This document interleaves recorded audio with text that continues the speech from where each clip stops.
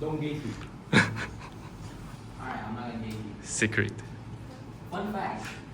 The first thing that I want you guys to remember when you're doing an alumni interview or you're getting invited to an alumni interview is that remember every curricular, remember every score and every number that is included in your resume. That's the first thing. Because they would ask about that. I have been in 2 alumni interviews, once in Yale and once in Stanford, and they have asked about that number. So be careful with your numbers. Don't try to blow it too much in your resume and then you don't remember it. That's the first key thing. And second of all, what major do you want to pursue, right? You gotta understand the pursuit. Because they will ask about the major that you're in. Let's take an example. One of my Stanford alumni interviewer, actually, she's just straight up. She didn't ask me about what extracurriculars do you do, what kind of SAT score. No, she didn't. She just jumped in, straight up asked, what do you like? And I said philosophy. And then the rest of the interview, basically she asked about philosophy. And that's the weirdest thing that you're gonna get from an interviewer because they don't ask the typical questions that you think that they will ask. They might be just looking for some small points in the way you talk and they just exploit it. Let's take an example. If somebody if you accidentally, okay, well, let's say you added quantum computer as an extra, interest, right? They could have asked you about quantum computer. And they might ask you for the whole interview just to see if you're being legit or not. That's the truth. Because when I said that, oh, I love philosophy, she basically asked, who's your favorite philosopher? What do you think about this philosophy? What do you think about that philosophy? And then she related it to politics and to real world. So you must know that the practicality of the major that you're into.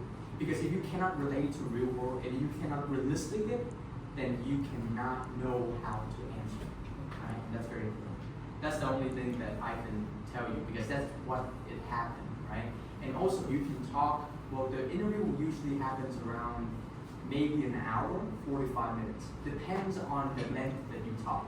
So make sure to summarize the points. Summarize what you want your interviewer to know about you, right? And summarize what you think that the interviewer would want to know about you and your resume. That's it. And okay, and ask one more.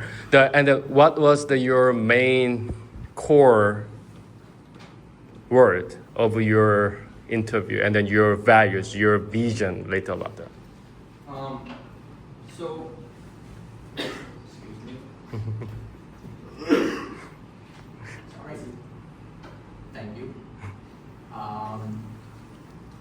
I think the core value of the interview is that, and also this is also you gotta be realistic with it, is that what you're gonna do to the future and how can you contribute to society throughout the major.